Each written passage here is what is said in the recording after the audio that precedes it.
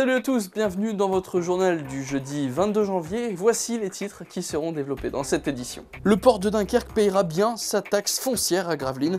C'était l'objet du seul point abordé lors du conseil municipal extraordinaire ce mardi. Où en est le nouveau local de l'association Espoir de Vivre? Alors qu'il devait être prévu pour le début de l'année, la présidente attend encore ses clés. Et puis on terminera ce journal avec un concours musical. Les présélections du tremplin musical de Lone Plage, la claque, auront lieu le mois prochain. Toutes les informations pour votre inscription à la fin de ce journal. Ce mardi, un conseil municipal extraordinaire avait lieu avec un seul point à l'ordre du jour. Il fallait en effet délibérer avant le 21 janvier le sujet de ce conseil municipal, la suppression de l'exonération en faveur des propriétés situées dans l'emprise du port de Dunkerque. Une mesure qui a été votée à l'unanimité. Plus d'explications avec Bertrand Ringot, le maire de Gravelines, et Cédric Alloy et Emmanuel de Pecquer. Depuis 73 ans, les grands ports de France ne payent pas de taxes foncières sur le bâti. C'était l'État qui venait régler ses dettes, mais le 29 décembre, le Conseil d'État a décidé d'arrêter cette exonération.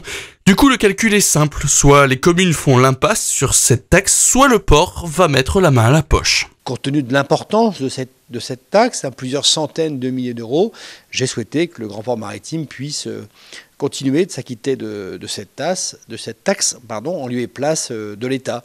Et donc nous avons donc délibéré, et je m'en félicite, à l'unanimité. C'est-à-dire que l'ensemble du conseil municipal a été favorable à ce que le Grand Port Maritime s'acquitte de cette taxe foncière. C'est vrai pour Gravelines, mais l'ensemble des communes qui ont des terrains et des entrepôts sur le port de Gravelines sont concernées. Toutes les communes concernées se sont réunies, elles ont toutes voté en faveur de cette mesure. Une satisfaction pour Bertrand Ringot. Chacun considère normal que les taxes foncières soient acquittées. Chacun s'acquitte de sa taxe foncière. Il n'y a pas de raison que le Grand Port Maritime en soit exonéré. Bon, c'est sûr que tout le monde essaie de réduire ses charges, mais bon, il ne faut pas non plus que ce soit au détriment des recettes des communes. Et moi, je me félicite que celle-ci ait été votée à l'unanimité. Grande-Synthe, Gravelines, Lone Plage et Crewick se sont donc réunis et vont demander au port autonome de Dunkerque de payer sa taxe foncière. L'association Espoir de Vivre, Vivre le cancer pensait débuter cette année 2015 sur les chapeaux de roue dans son nouveau local. Fin janvier, la présidente est encore dans l'attente des clés. Emmanuel de Pecquer l'a rencontré. Des cartons par dizaines, du matériel pour les personnes malades, de la documentation de prévention. Le premier étage de l'habitation de la présidente fait office de local de l'association Espoir de Vivre, Vivre le cancer. Comme dans la chambre d'amis, il y a un lit, mais le lit il sert aussi pour tout mettre les affaires. Tout autour, il y a des étagères avec la documentation. J'ai une ancienne petite bibliothèque, mais elle ne sert plus à mettre des livres, elle sert pour mettre la documentation aussi. Donc là, ça commence à faire un peu ras-le-bol. Une situation qui agace de plus en plus la présidente qui aimerait faire la part des choses. Son habitation d'un côté, son association de l'autre. Mais si j'aurais un local, il n'y aurait qu'une fois aller de temps en temps au local pour tout préparer, et puis point final, quoi. Et puis au moins, j'aurais ma maison à moi, ma maison serait propre, ma maison serait dégagée, je pourrais recevoir mes enfants convenablement, mes amis. Mais là, c'est pas le cas. Alors vraiment, je suis en colère. Une colère qui amènerait Marie-Paul Agneray à se débarrasser de tout d'ici quelques jours. Si vendredi soir, je n'ai pas une réponse concrète, une réponse écrite, et puis avec le tampon, samedi matin, je déménage tout. Mais pas au local, parce que j'en ai pas, mais à la poubelle. Réponse ce vendredi soir, mais quoi qu'il arrive, l'association, elle, n'est pas en danger. Pour la troisième année consécutive, la ville de Lone Plage organise son tremplin musical appelé La Claque. Les 21 et 22 février, le studio Bernard Vasseur accueillera les présélections de ce concours organisé pour faire émerger les jeunes talents. Un reportage signé Patrice Bernard.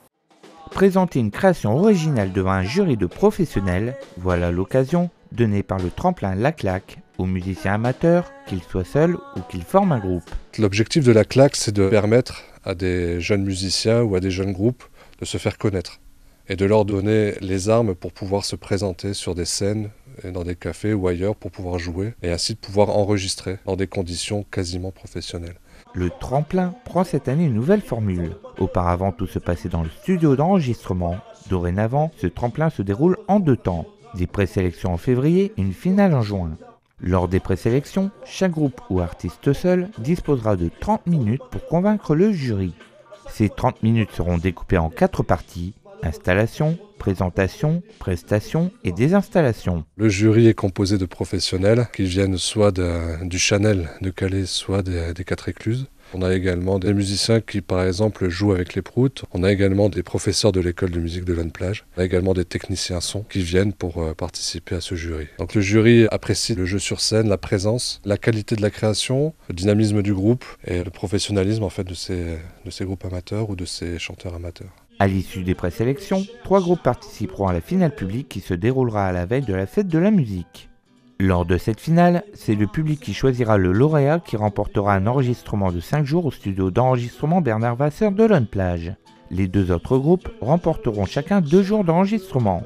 Pour participer, c'est tout simple. Dans un premier temps, ils doivent envoyer un mail ici à l'organisation. Sur ce mail, ils se présentent, ils donnent aussi une petite fiche technique. De cette manière-là, nous les inscrivons, nous les recontactons quelques jours avant le début des présélections pour pouvoir leur donner leur moment de passage. Et ensuite, quelques jours après les présélections, ils savent s'ils sont retenus dans les 3 qui seront sélectionnés pour le 20 juin. La clôture des inscriptions aura lieu le dimanche 15 février à minuit, alors n'hésitez pas à vous inscrire. Le prochain talent de ce tremplin, c'est peut-être vous. Voilà, c'est la fin de ce journal. Merci à tous de l'avoir suivi. Tout de suite, vous avez rendez-vous avec Michel Vière qui accueille Grégory Pierre, le capitaine de l'USG Handball. Nous, on se retrouve demain pour un nouveau JT. Très bonne soirée à tous sur Delta TV.